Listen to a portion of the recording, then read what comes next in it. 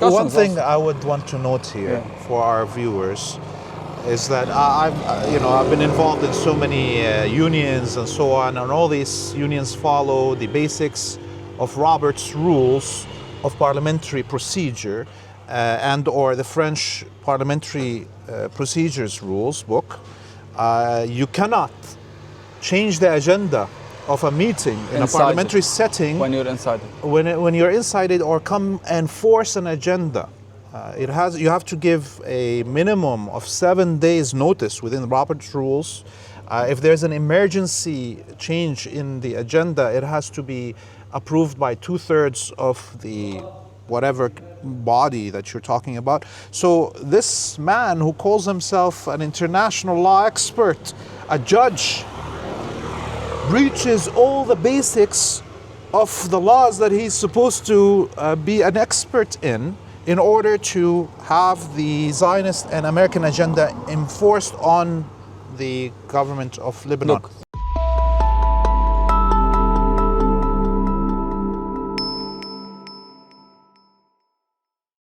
Hey everybody, this is Laith Marouf from Free Palestine TV, and we are in Touline village in South Lebanon. Before we continue with this report, I ask you to press the subscribe button on whatever social media platform you're watching this on, and to go to our website, freepalestine.video, to donate so we can continue bringing you this content. We rushed to Touline. The sun is setting, as you can see.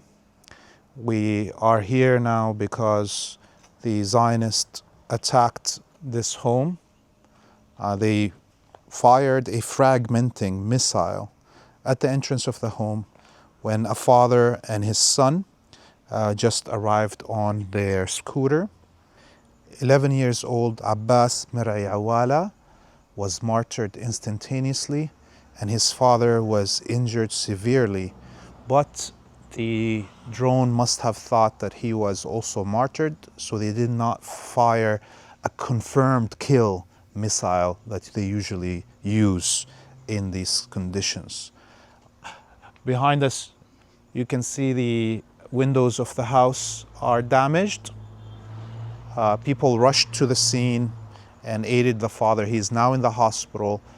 His situation is in medium condition. We don't know what has happened since then. We hope the best for the family.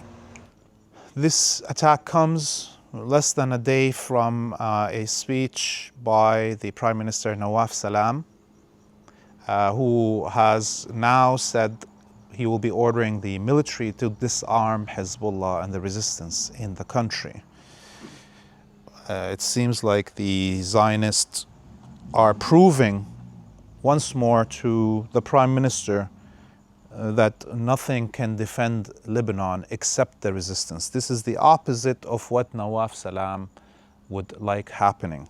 The population in Lebanon has been demonstrating over the last 2 days, and we will discuss that more with Hadi behind the camera in a second. We're going to talk about the situation, the speeches by the Secretary General of Hezbollah, the speech by the Prime Minister, and what has happened since that moment.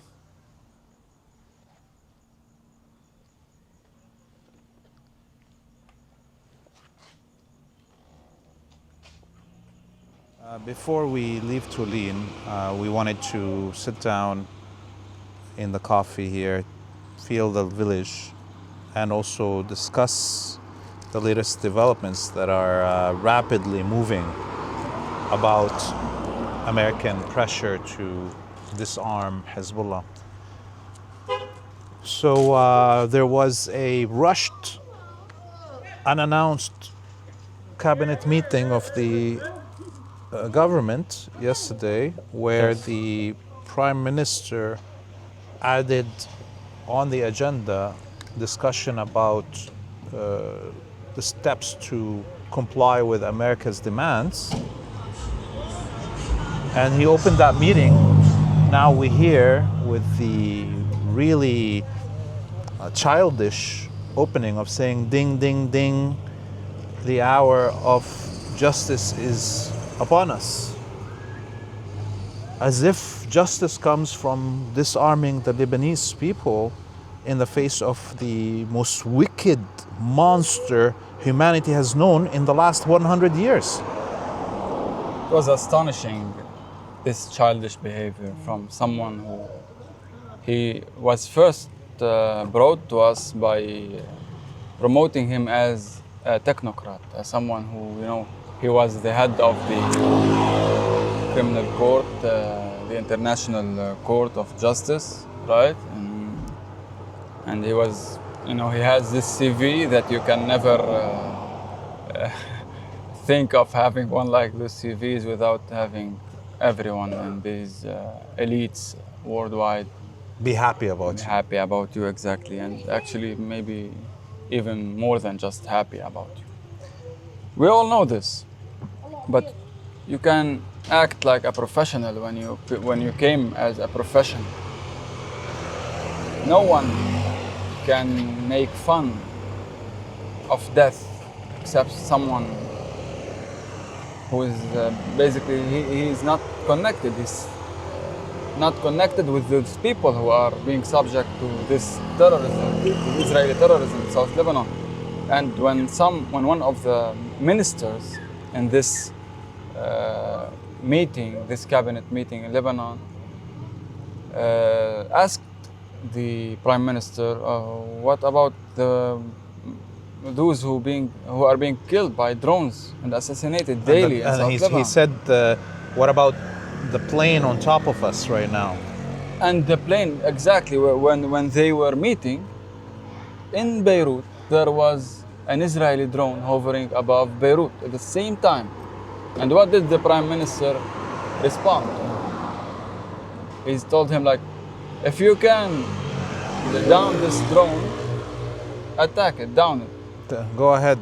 Go ahead. As if it's not his job as a prime minister to provide security for his own cabinet even from these Israeli drones and violations of Lebanese sovereignty.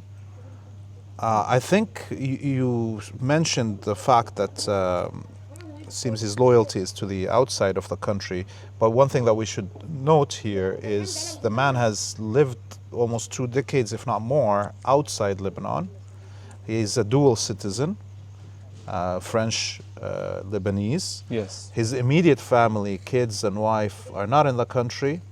That's He doesn't correct. belong to any political party or any movement or any sector of society. And he has zero experience. Zero experience In any the political positions. So he really has no obligations to any sectors of the country or to their, it's not like he has to guarantee the safety of some party Of that he anyone. belongs to, his family, his village. None of those are important to him because he has zero connections to them. And this is a dangerous situation. At least we know the president, Aoun, We know where he's from. We know that he has an experience in Lebanon. And يسلموا ايديك. شكرا حبيبي. شكرا. This is our quick, what can we say, call it? This is a quick sandwich. Quick sandwich because we haven't eaten anything all day. And we like to, when we come to South Lebanon, when we come to these villages, we like to sit, to have coffee, to eat, because at least we're doing what we can, our part of returning life to be normal. Like people from outside these villages come and sit and eat and talk and film. This is the least we can do in addition to what the coverage that we are doing. And We this were is saying what, and that- this is what the government and Nawaf Salam are not doing. Yeah. They are considering those people as non-Lebanese. This is what they are doing. Because in the same statement he mentioned, he said that we are ready to respond to any possible violations by the Israelis. And people started to ask him, journalists started to co-tweet his statement and ask him, like, what about what's happening in South Lebanon? Aren't those considered violations, aggressions, attacks on Lebanese sovereignty? So it's obvious that he is not considering the blood that was shed right next to us here in Touline. The 15 or 11 years old kid who was killed by a drone strike. He's not considering this to be his matter. He's not related. He to hasn't this blood. condemned any of the attacks. Any he of them. hasn't sent his condolences to any families that have lost, life. Even as an act, many of these politicians don't care, but they act like they care. This guy is even And he not went acting. out yesterday or the day before during the 5th year anniversary of the Beirut port explosion and practically almost cried for the 300 victims, almost 300 victims of that explosion. And no one believed his tears. And nobody believed it. And obviously it shows you where his priorities are. He still wants to play the card of the explosion, which until today we don't know who was responsible for it, at least officially. He's crying for the people who got martyred in the explosion of Beirut. Well, his job is not to cry. His job is to act. He has been the prime minister and the absolute prime minister. No one is able to right now to tell him like, you can't do this, you can't do that. He has absolute powers, right? But especially regarding an investigation, an ongoing investigation that has been 5 years since the explosion happened. And what did he do? Nothing. His job is not to cry. His job is to give answers. Who did this explosion and what actually led to this explosion? This is his job.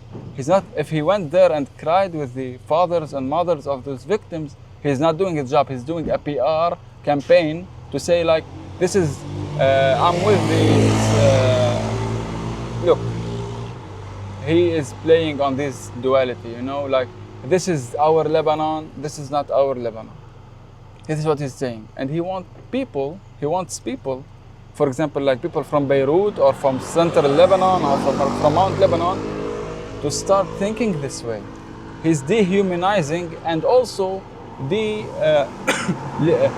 taking the Lebanese citizenship basically from the people of South Lebanon by not mentioning them, by not mentioning their suffering. There was a little bit of a difference before this cabinet meeting between the president's own position and the prime minister's position. In fact, President Own, during his speech at the Army Foundation anniversary last week, put forward a plan that with steps that starts with the end of hostilities by the Israelis attacks.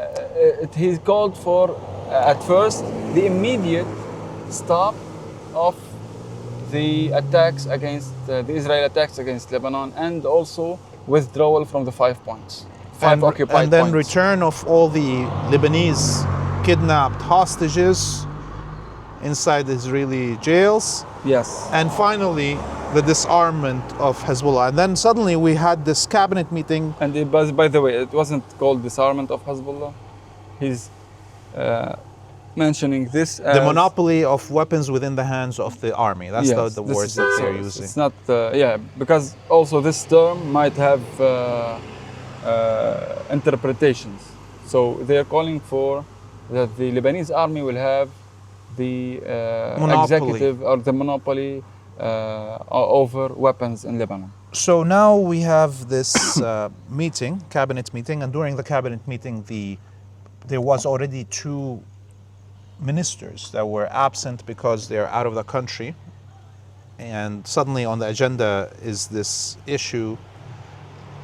Those 2 members were from the resistance bloc, and then another 2 members walked out, another 2 ministers walked out of the meeting and refused to vote. After Nawaf Salam refused to give answers, logical answers for their suggestion. They suggested that since we have 2 absent, the head of the army is not there, the commander of the army, And the issue was not presented by the Minister of Defense, who his job is to present this, not the Prime Minister.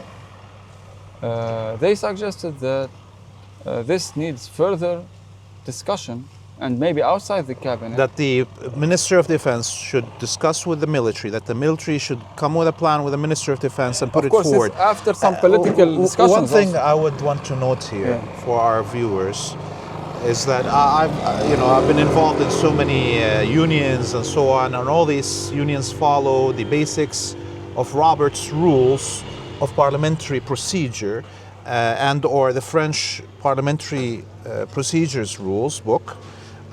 You cannot change the agenda of a meeting in a parliamentary setting when you're inside it. When you're inside it, or come and force an agenda.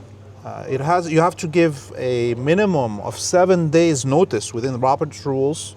If there's an emergency change in the agenda, it has to be approved by 2/3 of the whatever body that you're talking about. So this man who calls himself an international law expert, a judge, breaches all the basics of the laws that he's supposed to be an expert in order to have the Zionist and American agenda enforced on the government of Lebanon. Look, let's leave this subject. He was very direct. He told them, we need to agree on the objectives of Tom Barak's paper.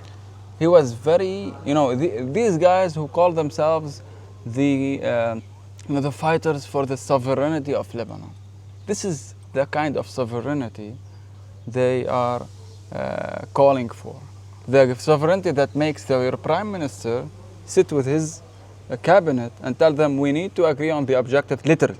We need to agree on the objectives of the American envoy to Lebanon, Tom Barak's paper that he imposed basically on us as conditions to make Lebanon not suffer from extra sanctions, because right now we are sanctioned. And some also these minor aids for the army and some give them a little bit more aids. Cessnas and so on. So let's talk about what has happened since. We had a statement by Hezbollah issued. Yes. And I think the most significant thing in this statement was that Hezbollah will be acting as if the government does not issue this. Yes, as if the government's policy does not exist, and that's a clear, strong response. Because the government is acting like these people where we are sitting right now do not exist. So this is the least they can do, and Hezbollah to act like this government with this mentality and this mindset of like neglecting the South Lebanon and all the suffering of the people of South Lebanon right now, despite them abiding by the conditions of the so-called ceasefire, they should be neglected as a government. And we had a statement issued just a few hours ago by the Amal movement issued an important statement. And Amal movement is obviously led by Rabih, who is the Speaker of the House, the Parliament in Lebanon. So it's one of the three presidencies, as they call it. Of course, and Amal movement, in their statement, of course, which means this is the position of the Speaker of the Parliament and one of the most important representatives of the Shia community in Lebanon right now. He stated that the government still have one opportunity, one chance to correct this mistake in the next cabinet meeting, which will happen tomorrow at noon.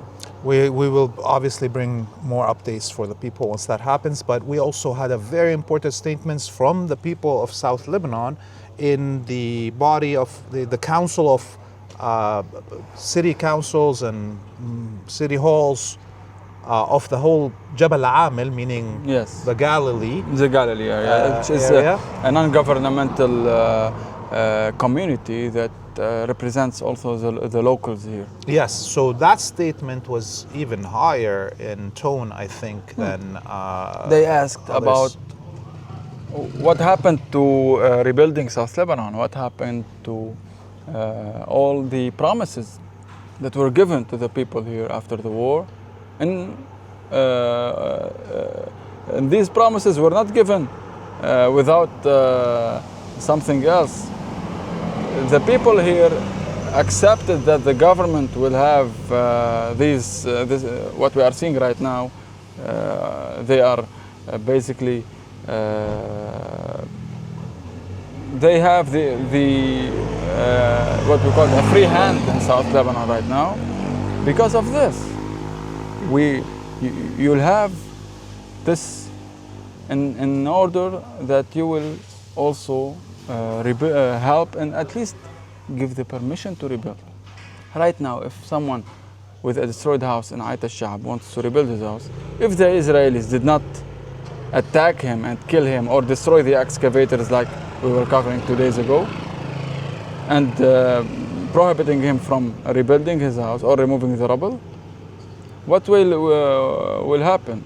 His building will be not approved by the government. They are not giving permits to rebuild as a Lebanese government. So your house, if you want to rebuild it, it's gonna be illegal. This is nonsense. This is, this is really nonsense. So a lot is going to happen in the next 24 hours, 48 hours in Lebanon. Hopefully we can continue coverage. You are still watching Free Palestine TV with Laith, Marouf and Hadi Hotait. Please, we ask you one more time to press the subscribe button on whatever social media platform you're watching this on, and to go to our website freepalestine.video to donate. We are going to be eating this sandwich right now. Until we see you next time, we bid you all a free Palestine.